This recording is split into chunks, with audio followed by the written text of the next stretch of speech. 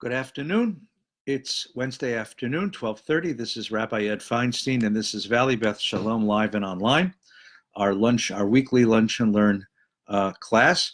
Now, I want to apologize for last week. I started the class at noon because I think that the coronavirus has seeped into my sensibility and forgot the right time schedule. So I apologize to those of you who came at the wrong time. But I hope you're well. Thank you for joining us this afternoon, and thank you for learning with us. We're going to be continuing our conversation about the biblical prophets. So you're going to need a Bible for this. I recommend the JPS translation, either of the Tanakh or of the prophets section. And we're looking today, the second of our chapters, looking today at the prophet Hosea, who is the first of the prophets in the anthology of what's called 12 minor prophets that occur in the section of classical prophets in the Hebrew Bible. We looked last week at the beginning of Hosea. Hosea is a man of deep passion. He lives in the north of Israel. He is concerned about the disloyalty of the people Israel to God. Previously, we looked at the prophet Amos. Amos is a man who came from the south, comes up to the north. Amos is a farmer. He steps into the metropolis of Samaria, walks down its boulevards, looks into its beautiful palatial homes, sees its public buildings, and is so taken with the gap between the pride of the northern kingdom, its pride in its power, its prosperity, its imperial reach, its pride, its arrogance, its sense of exceptionalism, and the deep poverty that exists right in its heart. For Amos, the violation of covenant is the terrible state of the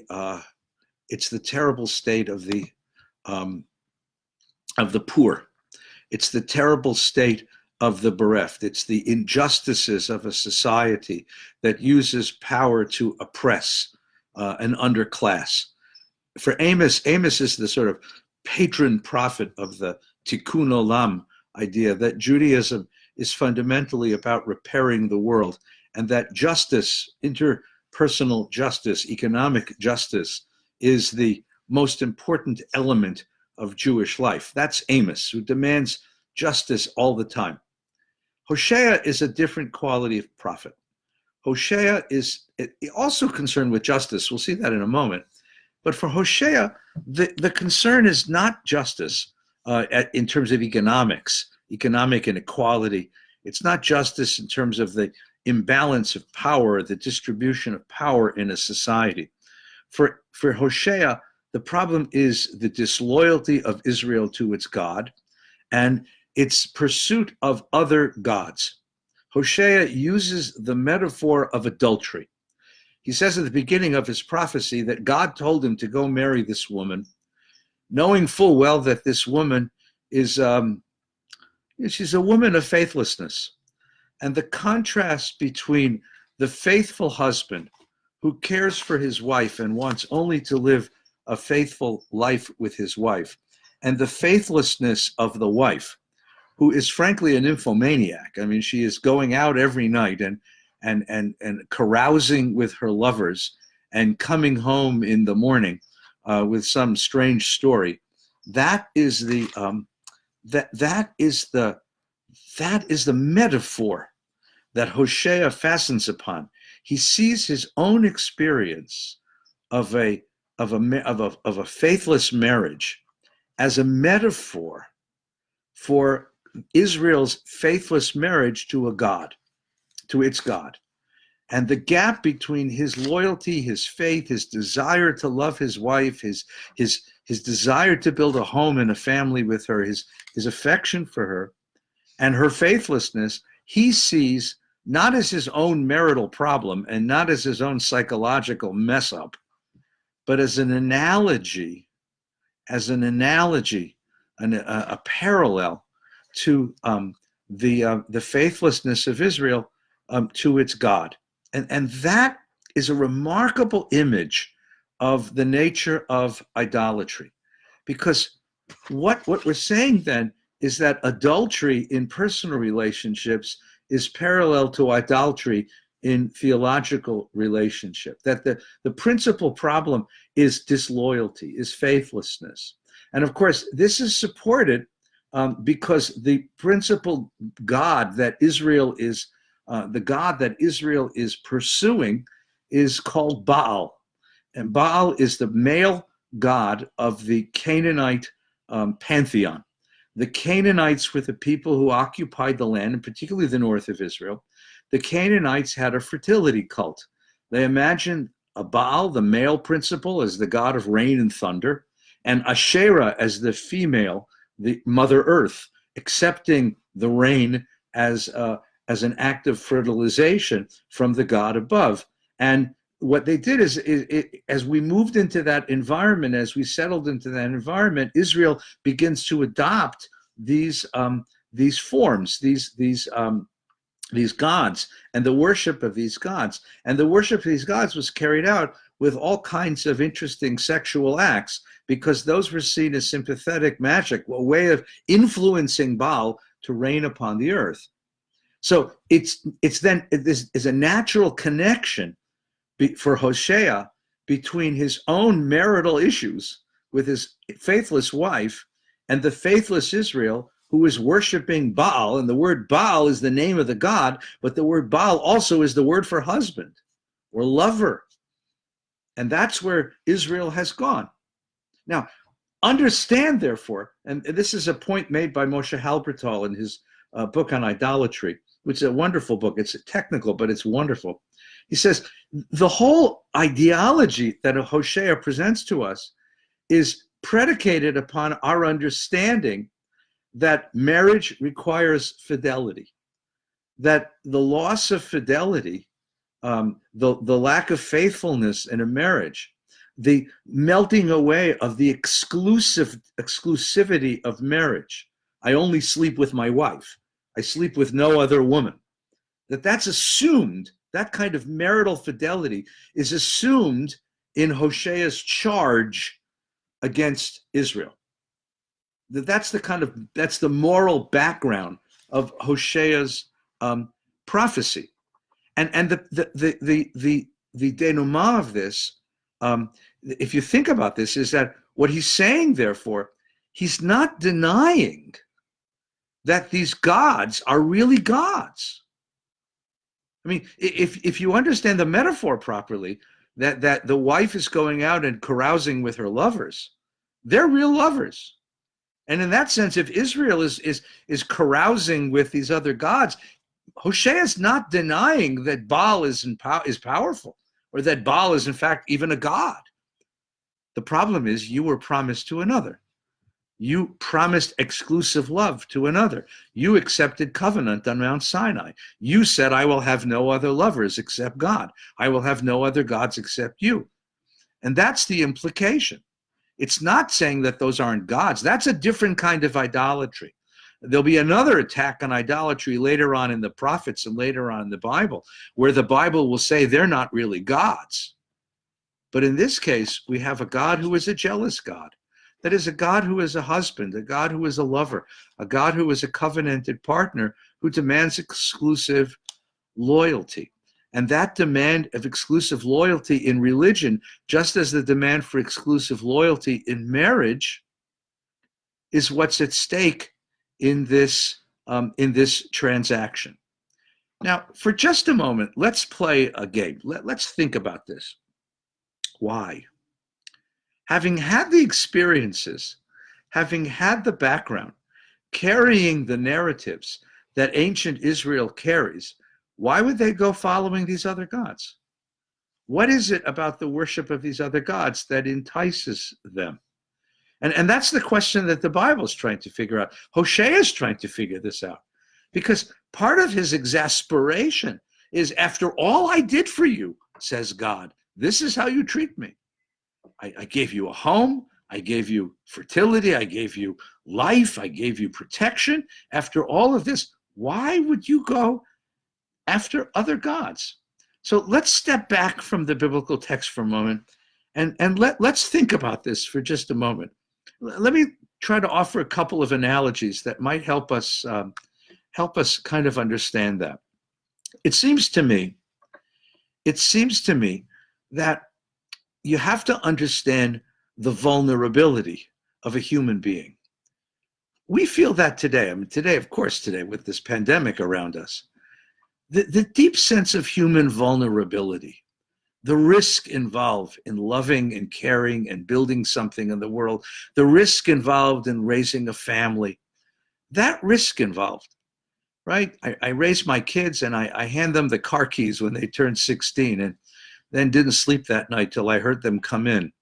There's a terrible sense of vulnerability that we live with a certain degree of risk. Right now, this is when with regard to the coronavirus, this is the issue. For those of you who are part of my own synagogue or any community, all of us are worried now. When we were told to lock down and stay in place, that was clear. But now we end up with reopening procedures and protocols, and it's not exactly clear how much risk of spreading the disease are we willing to tolerate in order to open up our businesses and our community institutions. How much risk must we as a synagogue community tolerate in order to have a high holiday service or a preschool or a community meeting of some sort? Understand that ancient people live with levels of vulnerability that we can't begin to imagine. We can't begin to imagine. Right? You and I cut my finger cooking. So you put a little bit of schmear on it and a Band-Aid and it heals in a couple of days. In ancient times, if you cut your finger and it got infected, you could die of that. There were no antiseptics. There were no antibiotics. There were no analgesics, no painkillers. You had kind of, witch doctor medicine and maybe herbs and plants if somebody knew how to do that. But you had very little medicine. You were subject to forces you couldn't control. Now, what does it feel like to be subject to forces you can't control? And those forces, they're invisible. Think about the forces we deal with that we can't control. Think about weather. Weather comes and goes. How do you understand it? How do you control it? Think about physical health, like a pandemic. Think about mental health. Think about economics. And here the question is, the narrative I tell, which gives me a sense of understanding these forces, how I can predict them, how I can live with them, and maybe how I can control them. You understand, for example, that weather. Think about weather for a minute. It's a beautiful day here in Southern California. In parts of the country, it's snowing. Go figure, in May. I turn on the TV at night, and there's a weather woman, and a weatherman who tells me that the reason why the weather's so nice is that there's an area of high pressure off the coast of Mexico, which is keeping an onshore breeze into Los Angeles and keeping the temperatures down. 200 years ago, that didn't exist. 200 years ago, you couldn't predict the weather. You had a basic sense of it's cold in winter and hot in summer. You had a basic sense of when it rained and when it didn't rain. You had records that told you when the last year was that you had this much rain. But 200 years ago, you didn't know about high pressure systems off the coast of Mexico or weather fronts coming in. And whether the weatherman is true or not, I can get AccuWeather or weather.com or whatever, the Weather Channel. The idea that I own a narrative that is able to perceive invisible things in the world, like weather fronts, like high pressure and low pressure, which gives me a way of understanding weather as a predictable force in my life, as a predictable force that I can then adjust my life to and live with it. Take an umbrella to work with me today. Wear my rain boots with me because I know it's going to rain halfway through the day. The fact that I have that ability changes my existence from my ancient ancestors who could only wait and see, oh my God, it looks like it might rain. Do you understand why it is that if somebody came along and said to them, there's a God of thunder who is angry with you. There's a God of rain who is angry with you. There's a God of drought who is angry with you. That makes a certain amount of sense. We don't accept that narrative, but it is a narrative that functions for the human mind of giving order to chaos. And therefore it helps me. Look, think about this for a moment. If I told you that the reason why people are dying left and right is because the gods of coronavirus are very angry at us, and we ought to offer sacrifices to them. Well, that doesn't sound reasonable, and it doesn't sound reasonable to us because we have a different worldview. But for an ancient person who lived in a pre-scientific society, well, put it this way. Look at these invisible forces. If I told you that there's a tiny microscopic entity called a coronavirus, which is spread even though you don't know you have it, and therefore you can't breathe on each other or talk to each other, what are you going to do? Would you believe such a story? Would you follow these dictums?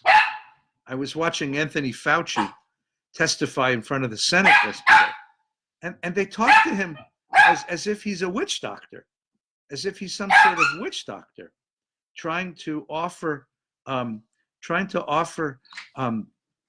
strange prescriptions about how to deal with the pandemic. It's a remarkable thing. We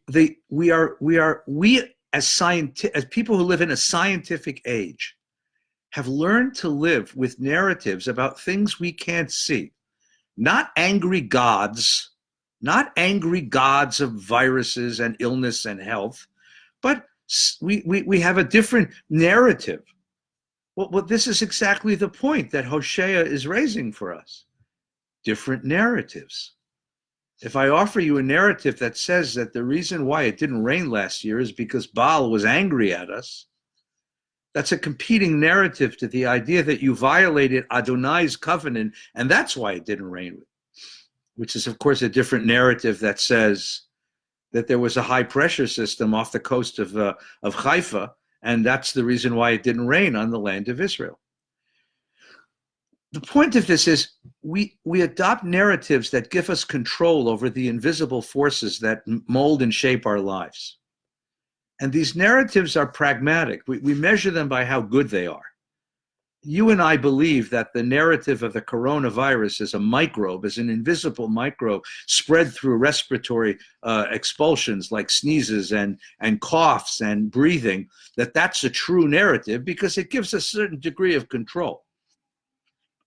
It just gives a certain degree of control. And we measure the truth of that narrative by the amount of control it gives us, as opposed to saying the gods are angry at us and that's why we're being hurt. And by the way, just in case you get a little too arrogant as a modern person who owns scientific narratives, I was standing in line at the gas station after I filled up my car the other day after our shopping run. And there was a woman standing in front of me. And I can tell by the way she was dressed and what she was carrying that she didn't have a lot of superfluous cash on her. And she was buying lottery tickets. She was buying lottery tickets because she believes in a narrative of luck, that there's this impersonal force of luck. And eventually it'll be my turn to win the Powerball. And the $71 million will come raining down on me. And even though you live in a scientific age, which would say, lady, your chances of winning that are a lot less than your chances of getting hit by lightning walking out of this store, a lot of us still believe in luck. A lot of us are desperate enough in facing the impersonal forces that shape our existence to believe in all kinds of things, all kinds of conspiracy theories. Because that's what a conspiracy theory is. If I can't find a reasonable explanation for why this stuff is happening to me, I'll invent one. That's how the human mind works. It creates patterns. All this is to say that what Hosea was facing was a competing narrative. And that narrative offered a different sense of how to live with the vulnerability of drought and rainfall, of fertility and infertility, of cycles of starvation and plenty. Hosea offered the narrative of a God, Adonai, who governs the world with morality, and rain and drought come depending upon your morality. The Baal worshippers had a different idea. The Baal worshippers said that it's all a question of propitiating Baal, making him happy. And the way that you make him happy is by bringing sacrifices. And if you bring the right kind of sacrifice, say the right magic words, Baal will bring rain. And those are two competing narratives. And the Weather Channel has a third narrative. I mean, it's an interesting question, by the way. Why we Jews, particularly the very, very religious among us, embrace medicine. Because after all, if disease and health are products of God's will, then isn't it considered hubris to go to a doctor? You should pray. And if God sees in his favor that he's going to make you better, he'll make you better. But somehow we've decided, or at least our traditional brothers and sisters have decided, and I'm glad they did, because it's a beautiful thing, that the gift of medicine is an expression of God's will in the world, that we can be healers, that God has given us the power to be healers. Maimonides, of course, the great example. God has given us the power to be weathermen and to live with the weather. God has given us the power to be seismologists and to live with earthquakes. God has given us the power to understand the natural world. It's not considered anti-Jewish, against God. It's not idolatry to embrace a scientific explanation. And we seek the will of God in other phenomena that we live with. I understand why Hosea's counterparts, the people he was speaking to, ran to Baal worship. I do. I really do. It's the same reason that lady bought lottery tickets in the market. It's the same reason people think, well, here's a different reason why. It's the same reason. I'm a scientific person. I happen to observe science. But I understand that the deep fear of losing control of my world might very well push me to a place, or push all of us to a place, where we adopt a different narrative. So here is Hosea, and he wants desperately for his people to return to a loyalty to God. And the dynamic of his literature is this dynamic of repent and God will bring you back, because in the same way that he, Hosea, is prepared to welcome his unfaithful wife back, once his anger has dissipated, once he has expiated all that rage and pain, once he's gotten rid of the fantasy of getting his hands around her neck and doing to her, once he gets rid of that, in a sort of exhaustion, he says, come home and I will love you and we will love each other again. And that's where you get those beautiful words. We read them last week. Those beautiful words, Erastichli leolam, I will betroth you to me forever. I will betroth you to me in faithfulness. We will be one again. It's at the end of chapter 2. It's chapter 2, verse number 21. He says, I will espouse you forever. I will espouse you with righteousness and justice, and with goodness and mercy, and I will espouse you with faithfulness. Then you shall be devoted to the Lord, and in that day I will respond. And this is the double entendre. You have to hear this through all of the prophet Hosea. There's a fabulous, fabulous double entendre. That everything he's saying to his wife is God saying to Israel. And everything that God is saying to Israel is he is saying to his wife. Come home to me. I will give you safety. Come home to me. I will give you fertility. Come home to me. I will give you protection. Come home to me and we will be one again. It is the invitation to return to covenantal faithfulness. And the promise is beautiful. I will respond to the sky and it shall respond to the earth. Sky and earth, Baal and Asherah. But I, God, will do that. And the earth shall respond with new grain and wine and oil. We will be prosperous again. And they shall respond to Jezreel, and I will sow her in the land my own, and take Lo Ruchama back. That's the child that he named for Israel's unfaithfulness. And I will say to Lo Ami, you are my people. And he will respond, you are my God. This wish to come back together. It is the whole ideology of Yom Kippur. The ideology of Yom Kippur is the door is open. The door is always, always, always open for repentance. That's the great ideology of Yom Kippur. It's a remarkable ideology. We are never stuck. We are never stuck in the character traits, in the behavioral patterns. We are never stuck with the sins that we committed. Sin is not a state of being. Sin is an act, and an act can be undone. An act can be erased. A new act can be placed upon it. We can do tshuva. This is a principal difference between the way Judaism reads sin and Christianity reads sin. The Christian tradition reads sin as a state of being. It is the unbridgeable gap between human beings and God. You will never be pure enough. We will never be whole enough. We will never be sincere enough to step in front of God and say, I am ready to love you. Every time we do that, something gets in the way and we mess it up. That's the principal idea of sin. And therefore, it takes the sacrifice of the Son of God.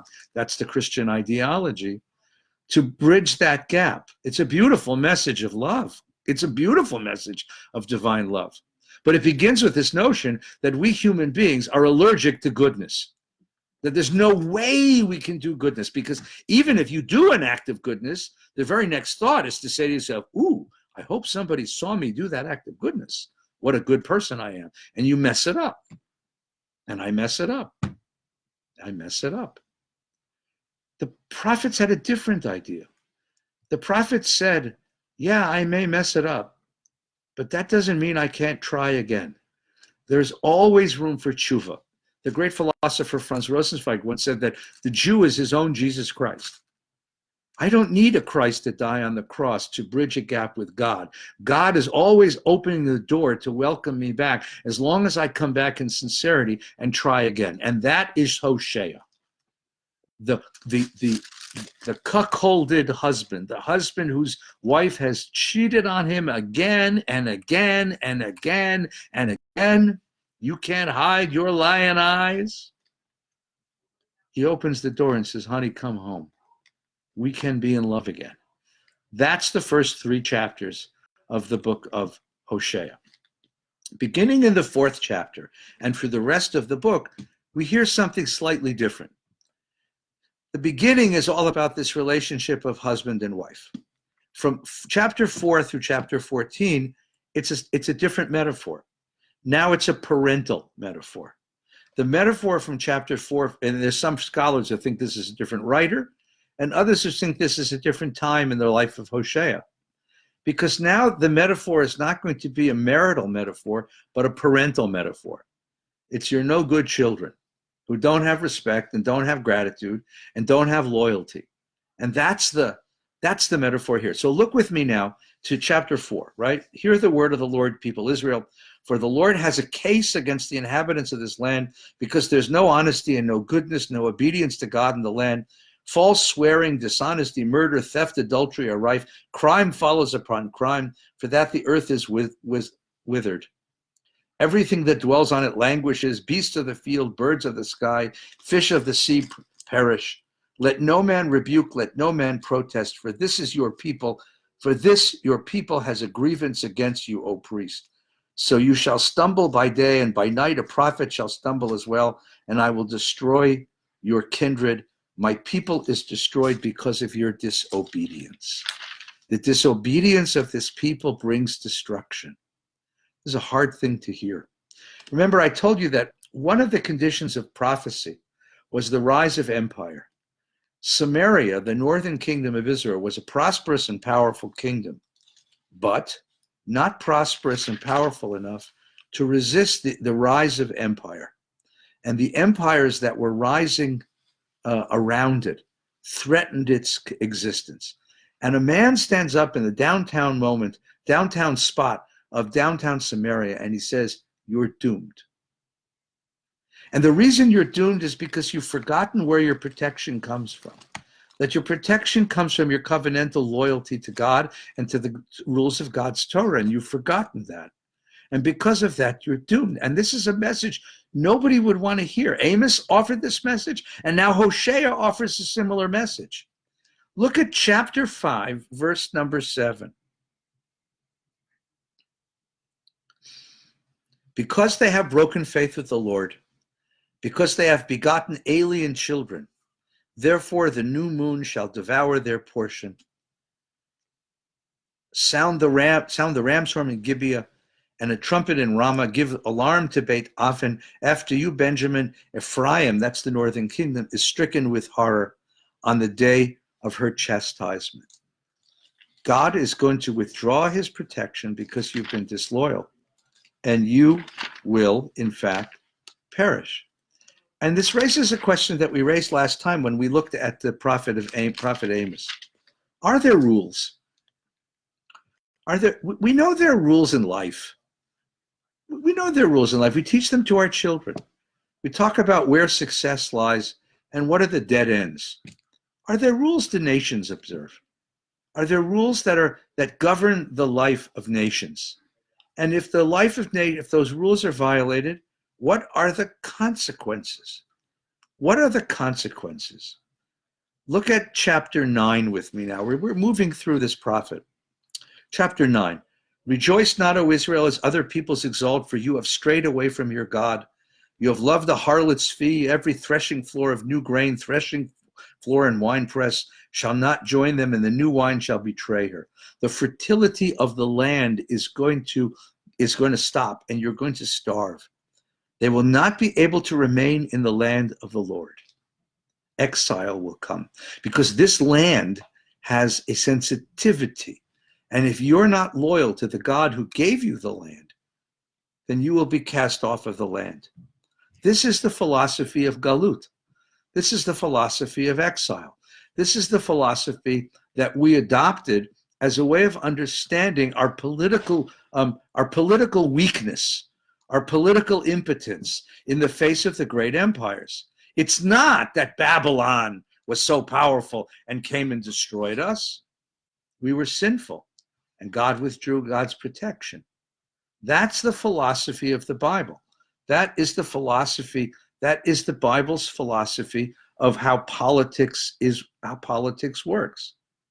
Now, the people of the nation didn't want to hear this. First of all, they didn't want to hear that they were disloyal to God. They believed they were loyal to God. Now, that's going to come as a surprise to you, right? Even though they would worship Baal and Asherah, they still believed that they were loyal to God, right? Have you ever had this experience? I had this interesting experience with a chavurah here at VBS. We had a chavurah meeting of young families, and we were talking about Hanukkah and Christmas, right? And one of the mothers of the young kids said, it's so hard this time of year to raise Jewish kids. I wouldn't want my child playing with Jewish kids whose family had a Christmas tree, because I would find it really hard to explain to them why they have a Christmas tree. And one of the other families blushed and said, we have a Christmas tree. We don't see anything wrong with it. It's just a holiday decoration. We're still very loyal Jews. And there ensued a really interesting conversation. Can you be a loyal Jew and have a Christmas tree? Theodore Herzl had a Christmas tree, by the way. Can you be a loyal Jew? And the people who had Christmas trees said, we're not disloyal. We love Israel. We love the Torah. It's a holiday decoration. It's an affectation. It's not our principal loyalty. We're not rejecting our Jewishness. We just like to put a tree up in December. I told you once that my mother had a solution for this. When we were kids, we came to Mama and said, we'd like to have a Christmas tree. We're the only kids on a block don't have one. And my mother was a very wise woman. She said, okay. And we said, really? You'd let us have a Christmas tree? She said, sure. We said, tinsel, lights, presents, the whole shmear? She said, yeah, absolutely. In July. Because if you put an evergreen tree up in your house in July, it's pretty. If you put it up in December, it means something different. What did Baal worship mean to those who engaged in it? The prophet sees it as spiritual adultery.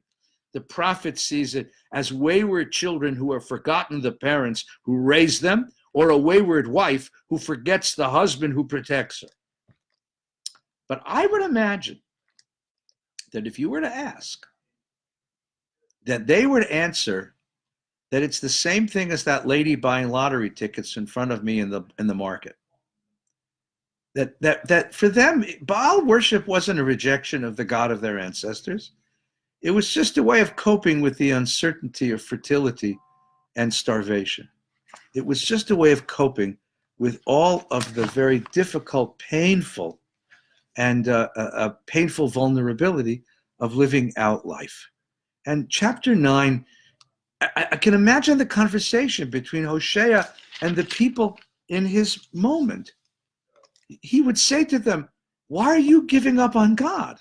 And they would say to you, we're not giving up on God. This just helps. This just helps. This is just something we do to help. Very interesting conversation, but you don't have the other side of the conversation here, so you don't quite understand. You hear the passion and the pathos and the power of Hosea, but you don't hear the other side. Let's finish with some words of hope. So I'd like you to take a look at chapter 11. Here is the parent speaking to the wayward child. Chapter 11 of Hosea. I fell in love with Israel when he was still a child, and I've called him my son ever since Egypt. You see the analogy, right? Thus they were called, but they went their own way and sacrificed to Baalim, to the Baal gods, and offered to carve images. I pampered Ephraim. Ephraim is the northern kingdom of Israel, taking them in my arms, but they ignored my healing care. I drew them with human ties, with cords of love. I seemed to them as one who imposed a yoke on their jaws. I gave them mitzvot, but they threw them off because they thought they were binding them, though I was offering them food. No, they returned to the land of Egypt, and Assyria is their king, because they refused to repent. A sword shall descend upon their town and consume their limbs and devour them because of their designs. For my people persists in its defection from me. When it summoned upward, it did not rise at all. The angry parent screaming, not at the kid, but at the wall. And he said, I'll kill him, I kill him, I kill him. But you don't. You get the anger out.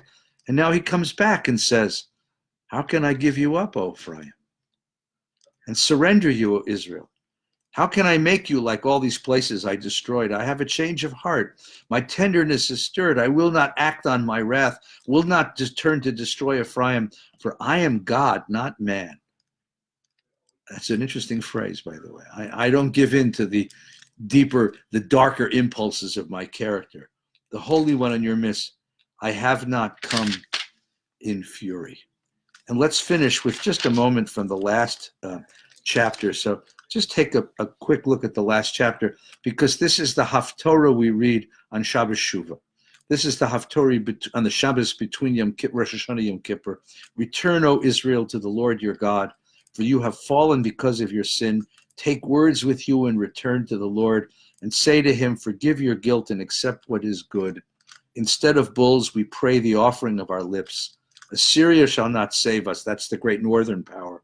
No more we ride on steeds, nor ever have we can call our handiwork our God, since in you alone orphans find pity. And it ends with this beautiful thing. Ephraim, what more have I to do with idols? When I respond and look to him, I become a verdant cypress. Your fruit is provided by me. The first half of Hosea entertains this metaphor of idolatry as spiritual adultery. The second half turns to this other metaphor, the metaphor of the parent with the wayward child. In both of them, there is this assurance that if you come back, loyalty would be yours. But we have to understand what was the psychological dynamic that forced people into idolatry to begin with. What did idolatry mean to them? And I suggest that it's a competition of narratives, and that we hear the same thing today, competing narratives, dealing with the invisible forces that shape our lives, invisible pandemics, invisible forces of economics, invisible forces of mental health, invisible forces of weather. We tell these narratives and hope that they help us control the invisible forces, so that we gain a little bit of control and make the world a little bit more of a home to us. This is what Hosea didn't quite understand, the fear at the heart of the idolatry of his people, and the fear that drove them into idolatry. And what he offers is castigation. But when you're talking to someone who's afraid, they're not going to give up their fear no matter what you threaten. Next time, we're going to move from these prophets backwards to prophet of the southern kingdom, whose name is Isaiah. And the book of Isaiah, which is a magnificent book, will take some weeks to go through. Be careful dealing with the invisible forces that control us today, okay, please?